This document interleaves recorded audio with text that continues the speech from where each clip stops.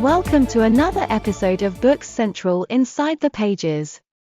I'm your host, Abbie, and today we have a special guest joining us. Author Bethanie Barker Hardy is here to discuss her enchanting children's book, Not All Witches Are Bad. Welcome, Bethanie.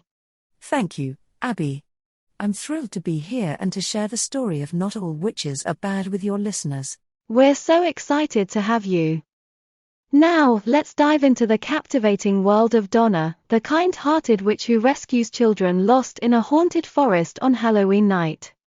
What was the inspiration behind this charming story? Well, Abbie, I've always been fascinated by witches and the stereotypes that surround them. I wanted to create a character who challenged those stereotypes and showed that witches can be loving, caring, and helpful. I also wanted to write a story that celebrated Halloween but didn't focus on the scary or spooky aspects. Not All Witches Are Bad was born out of these ideas. I love that. Donna is such a unique and lovable character. Can you tell us more about her and how she evolves throughout the book? Certainly. Donna is a young witch who doesn't quite fit in with the other witches. She has a kind heart and always wants to help others, even though it can be challenging for her at times. Throughout the book, Donna discovers her own unique talents and learns to embrace who she truly is. It's a journey of self-discovery and acceptance. That's beautiful. And Donna's magical abilities are incredibly fascinating. Can you share some of them with us? Of course.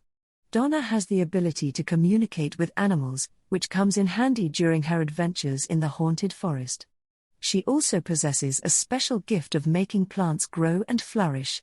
It's through these abilities that she's able to guide the lost children to safety and ultimately teach them valuable life lessons. Speaking of life lessons, what overall message do you hope young readers will take away from Not All Witches Are Bad? I want to convey that it's important to embrace differences and challenge stereotypes. We shouldn't judge someone based on their looks or actions. Not All Witches Are Bad encourages children to look beyond appearances and see the goodness in others. That's a powerful message. Now, let's talk about the creative process behind the book. What was it like crafting this magical story? It was a joy to write this book. I wanted to create a story that would captivate young readers' imaginations, so I focused on crafting vivid descriptions of the haunted forest, Donna's charming cottage, and the magical spells she uses. I also enjoyed developing the characters and their interactions, ensuring they felt real and relatable. It sounds like a wonderful experience. Were there any challenges you faced while writing Not All Witches Are Bad? Oh, definitely. One of the challenges was finding the right balance between the story's magical elements and heartwarming aspects. I wanted it to be a fun adventure but also a story that touched the readers' hearts. Another challenge was making sure the story was age-appropriate and suitable for young readers while still being engaging for older readers. I can imagine it's a delicate balance. Now, let's share some excerpts from the book. Do you have a favorite moment or passage you'd like to discuss? Absolutely. One of my favorite moments is when Donna first encounters the lost children in the haunted forest. As Donna, the kind-hearted witch, stepped into the enchanted forest, a sense of tranquility filled her soul. The forest, bathed in the soft glow of the morning sun, was alive with whispers of secrets only the animals knew. Birds chirped in harmony, squirrels scampered playfully from tree to tree, and the wind gently rustled the leaves above. As she walked further into the forest, Donna noticed a peculiar hush growing thicker with each step. The air turned chilly, and a shiver ran down her spine. Curiosity guided her, and she followed an unfamiliar trail deeper into the heart of the haunted forest. A soft whimper reached Donna's ears, urging her to quicken her pace. Just beyond a thicket of thorns, she discovered a group of children huddled together, their eyes wide with fear. Their clothes were tattered, and their faces were etched with weariness. The children were lost and terrified, unable to find their way out of the forest. Donna's heart went out to them, aching for their sadness. She knelt beside the children, a warm smile spread across her face.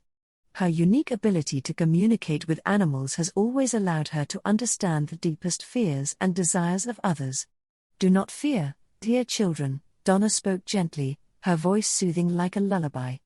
"I am Donna, the witch who befriends animals and makes plants thrive. I will keep you safe."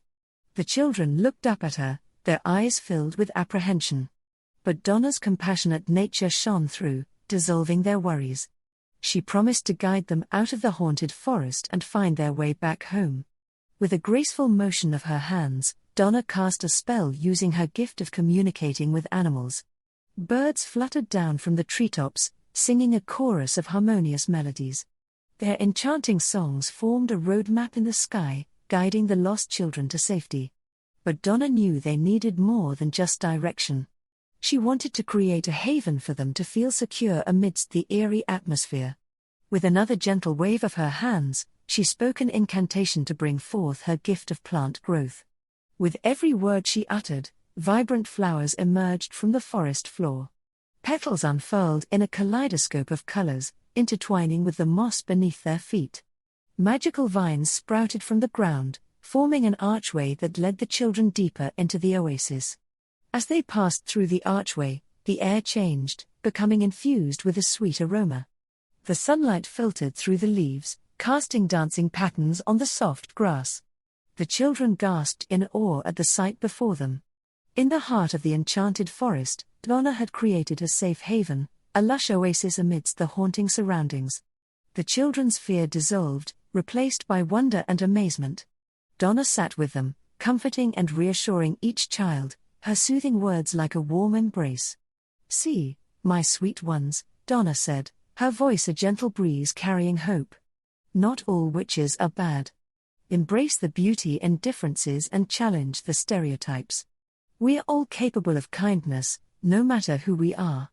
In that magical moment, Donna's spell didn't just create a sanctuary for the children, it created a bond that would forever hold them together. The oasis became a testament to love's power, embracing everyone who sought solace within its walls. As they sat there, surrounded by nature's embrace, the children felt gratitude and a newfound sense of belonging. And Donna, the witch who befriends animals and makes plants thrive, knew that embracing differences and challenging stereotypes brings forth the most enchanting and heartwarming magic of all. I love that scene too. It truly shows the power of kindness. Let's discuss the overall impact of Not All Witches Are Bad. How do you hope this story will resonate with readers? I hope this story will encourage readers to see the world with an open mind, look beyond appearances, and challenge stereotypes. I want them to understand that kindness and compassion can come from the most unexpected places, just like Donna, the kind-hearted witch. That's such an important message, especially in today's world. Before we wrap up, do you have any final words for our listeners? I would love for everyone to dive into the magical world of Not All Witches Are Bad and join Donna on her heartwarming adventures. Embrace the magic, challenge stereotypes, and remember that not all witches are bad. Thank you, Abbie, for having me on the show. It's been a wonderful conversation. Thank you, Bethanie, for sharing your insights and introducing us to the charming world of Not All Witches Are Bad.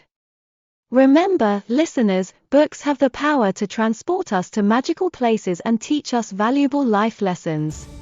So, embrace differences, challenge stereotypes, and let your imagination run wild.